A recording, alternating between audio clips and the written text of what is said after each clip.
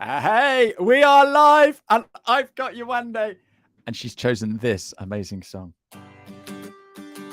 Singing, don't worry about a thing, 'cause every little thing gonna be alright. Singing, don't worry about a thing, 'cause every little thing is gonna be alright. Rise up this morning, smile with the rising sun. 3 little birds which on my doorstep sing sweet songs, a melody's pure and true, singing, this is my message to you. And she's dancing. Yewande, how are you? I wanted to unmute. I'm How fine, you doing? thank you. Yeah, fine. Lovely to hear that song. I love it when people dance.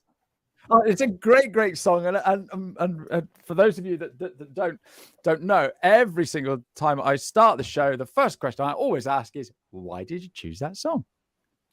I chose the song because it reminds me of my normal state and not to be in my normal state. So my normal state is usually worry about loads of things. But when that song comes on, I think, oh, I'm constantly being reminded, please don't worry, because when you worry, sometimes you make things worse, or make things bigger than they are, problems bigger than they are, rather than focus on what the solution might be.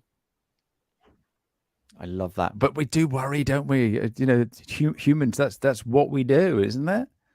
We try not to. Just I worry. My wife is my wife.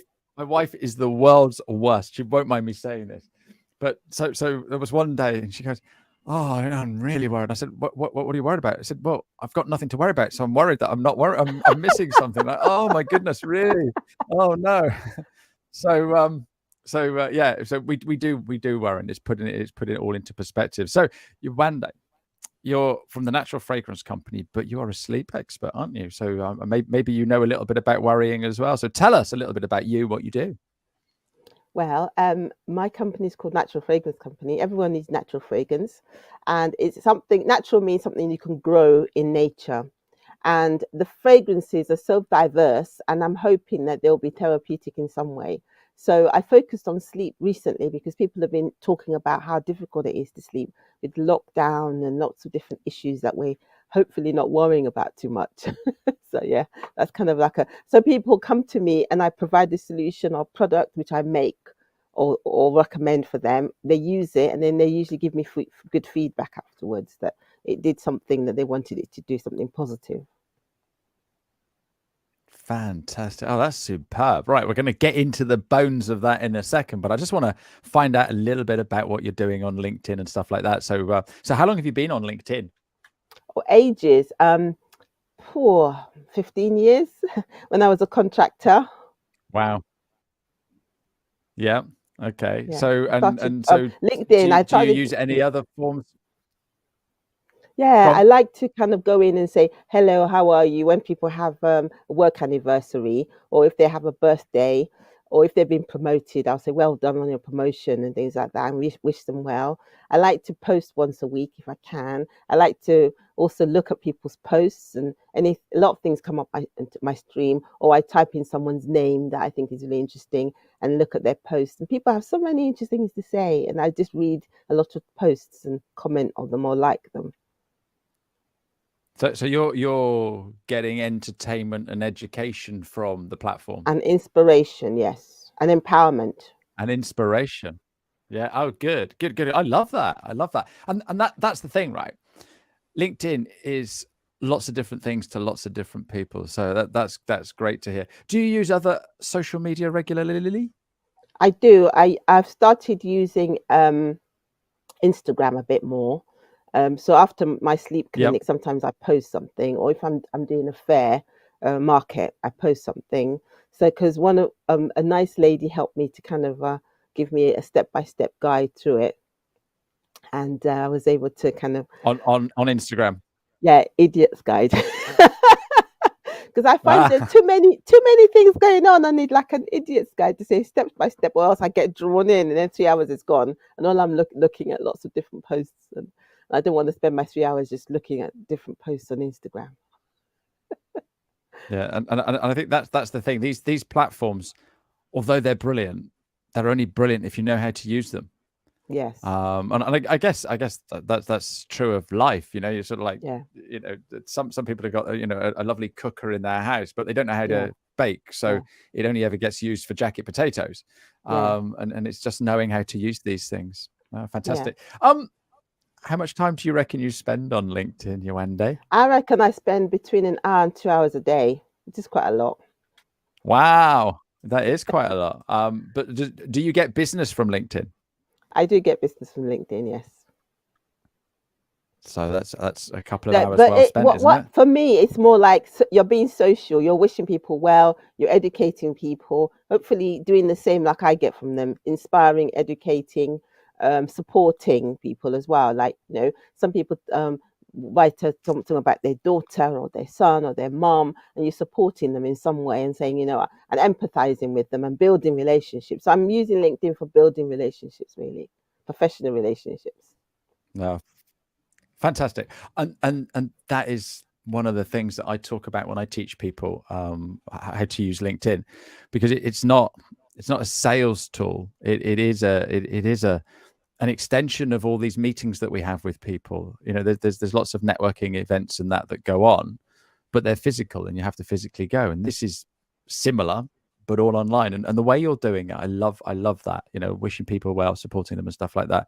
And you're also thinking that other people are using it the same way as you, which is absolutely delicious. So well done for that. It's fantastic. Right. So let's get into this natural fragrance. Are you allowed to tell us what goes in there, or is that Yeah, trade I can secrets? tell you. So it's very diverse, very diverse. I've made about 120 different products. Sounds mad, doesn't it? In the last, say, 9 years. Wow. So it Wow. includes That's diffusers. more than Heinz. Yeah, because they have 84 varieties, don't they? Yeah, I think. Anyway, yeah. So Are they 84 now? Are they? I think so. I don't know. I can look it up. I can look it up and send you a note afterwards. Well, see the classic. It says 57 varieties on all of their Oh, sorry. I packaging, thought it doesn't was it? So 84. they No, gone. yes. I think you're right. I think No, no, no. 57 is right. Yes. Apologies. So I don't know where 84 came from. No, but I bet they have got more than 57. Probably They have. Yeah. must do, because Yeah. they make the ketchup, but then they make it with different additives, so you can have spicy Yeah. ketchup or whatever. I bet they're Yeah. way over 57 varieties. Yeah. I think so. I bet they are. Yeah. So we can have them on their marketing, don't you think?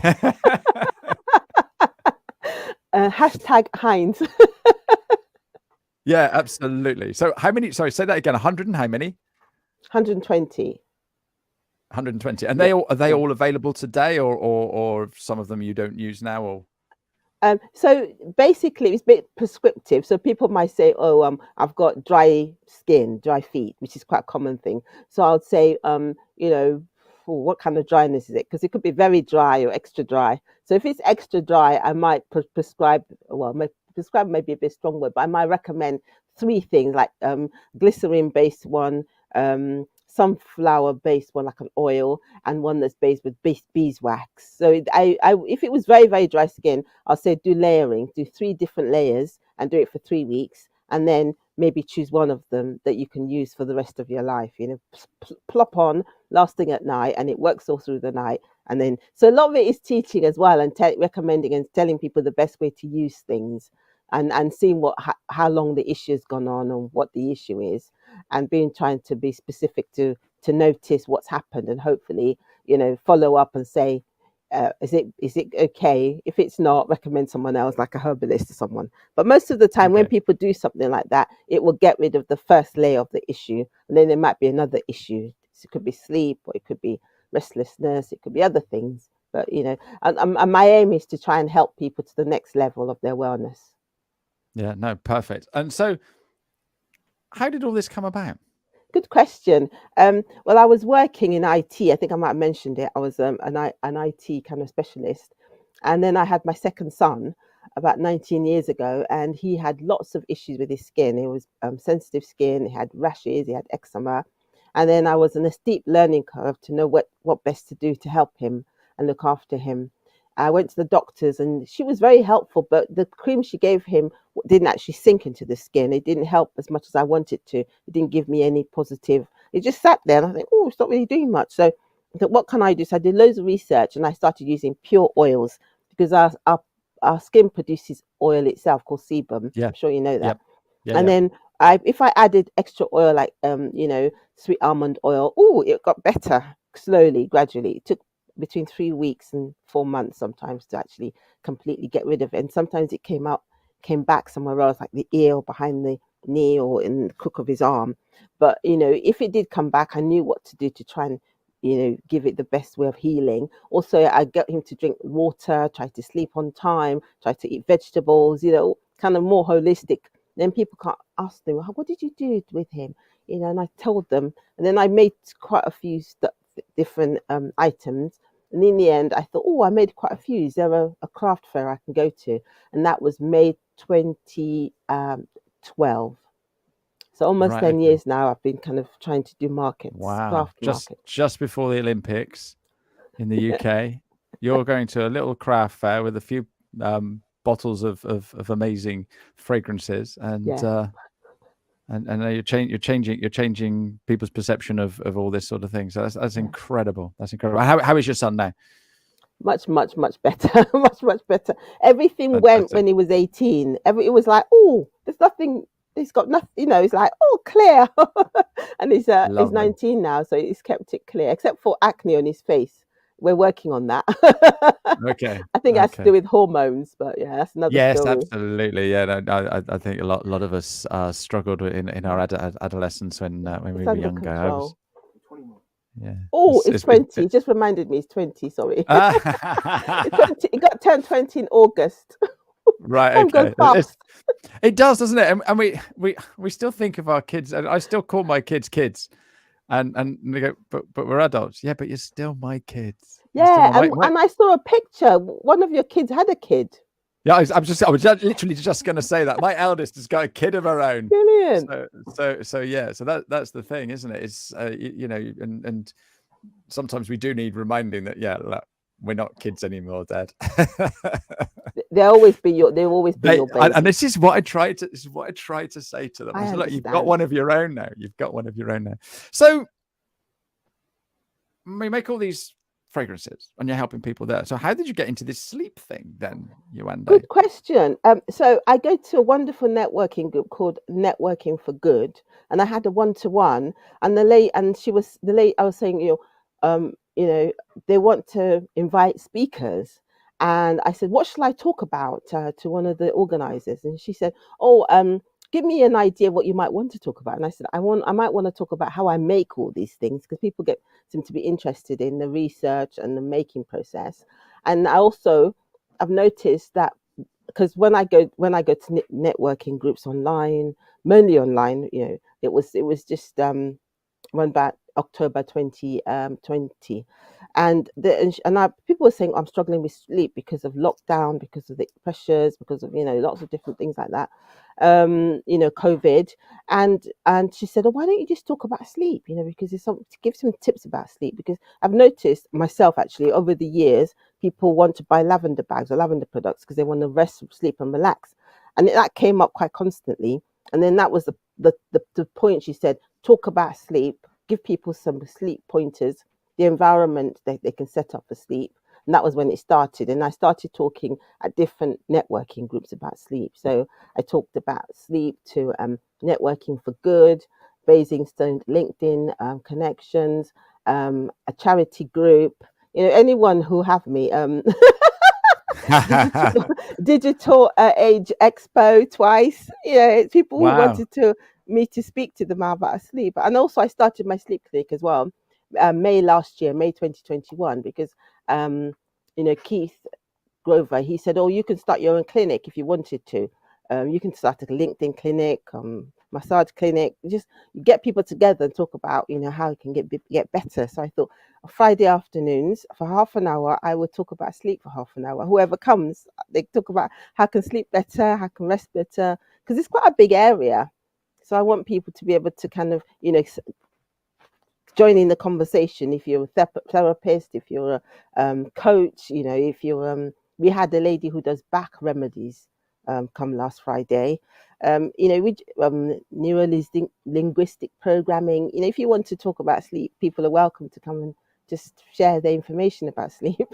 Oh, I fantastic. talk about it sometimes from the rest point of view, because I'm finding that more people need to combine rest and sleep. You can rest without sleep, you can sleep without rest, but if you combine the two, you find you can hopefully function better during the day. No, fantastic. So It's can a anyone come practice. along to these clinics? Yeah, anyone. It's a practice. I want people to be able to practice something. So it's like practice tennis. You can practice resting. Or guitar? Or guitar, yeah, or singing. Yeah, absolutely. So I'm I don't struggle with sleep. I struggle with waking up. So what happens is I go to bed. I'm ready for bed. I've got a nice routine when I go to bed. And I'm out like within 2 or 3 seconds, maybe. I'm fast asleep. Very rarely do I jump into bed and sort of like can't get to sleep. But what happens is when the morning comes, I wake up and my brain is just buzzing. I love what I do. I absolutely love what I do. I love the people I work with. I love helping people. I love creating new things. I love doing this show and stuff like that. So I bounce out of bed in the morning. But some mornings I feel a little bit tired, although I'm wide awake. And so what can someone, like me do in that situation, Yewande? First of all, I've had people who've had that coffee. Stop drinking coffee at 1 if you can. I don't drink You don't drink coffee. so only decaffeinated. So That's decaffeinated good. coffee and decaffeinated tea, and I don't drink any hot drinks after 5. That's So even good. though they're decaffeinated, I believe there's still some caffeine in there. So my family may have a decaffeinated tea of an evening. I only drink water. That's good. That's excellent. Mm. Next thing is, when you get up right in the middle of the night, is there anything? Because I've had people, they wake up in the middle of the night and they have a book that they're listening to, or music, or something to keep their mind off it, so that they can kind of be relaxed, be in a kind of a relaxed state. And then they do deep breathing and physical rest. So the physical rest would be something like you tense yourself more and flop and do that, and do the belly breathing from the stomach Okay. slowly. And those two things, I try to get people to please try and do them until your alarm goes or until you want to get up. Rather, because if you get up at 3 o'clock in the morning, but you want to get up at 6, I know it sounds a long time to do that for 3 hours, but please bear with me and try and do it for 3 hours and practice it for 3 hours. And the more you do it, the more you find it's easier. So if you did it every day for 3 weeks and then review it, you probably find you wake up less in the middle of the night, and you're more able to actually, carry on with it, listening to some music or listening to an audio book or listening to something. Or if you don't listen to anything, wear a mask, or or do body scan, which you release and tense your whole body from head to toe until you're actually completely relaxed. So those are the kind of two things I will say. But there's other things people can do. Some people find it really useful to quickly write down any thoughts. I find it really useful to kind of any thoughts that come into their minds just drift off, because some of the whole thoughts get hold of us. Is like, I can't sleep, I'm so horrible, I'm going to have a horrible day. No, that's just a thought. Just let the thought drift, and then try and concentrate on sleep, rest, and relaxation. So I never worry about having a dreadful day through lack of sleep, Some because people I know do. that I know that I can have a great day the next day. That I can have Yeah, a great sleep that later. is good. But I've got a superpower. Yeah, Okay. And that is I can just nap just like that. So very good. literally I can just put my head down and I can have 5-10 minutes and I'm bouncing again. So Yeah, yeah. more people should do that. Napping, we're built for siestas, we're built for napping, short nap during the day. It's restorative and it's good for the heart. Right. Okay. That's good news. That is good news. I like that. It's luckily I'm my own boss, so I don't feel guilty. Sort of like Yeah. just taking 5 minutes. Yeah, more bosses What, could do that, could allow people just to have a 10-minute nap at their desk. yeah, dude, I've been in boring sales meetings with managers in the past, and sort of like just feel my eyes going, oh my goodness, what do I do? What do I do? Boss, is it all right if I just put my head down for 2 minutes? Is that all right? That wouldn't have gone down very well, would it? Well, bosses can say, because sometimes you have a quick coffee break, don't you? So you could say, "Oh, I'm sorry. While you have your coffee break, I'm just going to have a quick nap and lie under the table. A quick nap in the corner of the room, put my head down, or go like that, or whatever. Or sometimes when I used to work, I'd go to the loo, clean the seats, and have a quick nap in the loo because that's the only place I could nap. Oh my goodness, that's yeah. But like you say, it is restorative, and it felt better afterwards. Yeah, absolutely. And when I was pregnant with my first son, I used to go to a church which was really quiet to nap at lunchtime because we were given half an hour lunchtime. So I was just struggling, have a quick nap, and I felt better. Yeah. Well, when you're with child, you need to get that sleep in. That's super important, isn't it? Yeah. Yeah. Super duper. So what top tips can you give people who are I know struggling with worry and sleeplessness? First of all, please try to write down what it is that's worrying you or me. So I try to have a time before I go to bed. I call it worry time, so that to stop me worrying all through the day. Say, this is my worry time. This is what's worrying me. If I can do anything about it, I say, oh, maybe tomorrow or whenever, schedule it in. If not, because some of the things we can't really do anything about. For instance, a big, wonderful lady passed away, and we love her very much, but we can't do very much about it. We just have to accept it. So some things we have to accept. So we do hopefully address them so that we want to concentrate on the best quality sleep we can and try and have a routine. So you could say to yourself, I'm going to sleep between, this might be a bit controversial, say 11:30 to say 7:30. What's right for you. You choose a certain time. This is my sleep time, and you try and stick to it because your body gets into a routine, and you find yourself waking up hopefully at that time or sleeping at that time every day.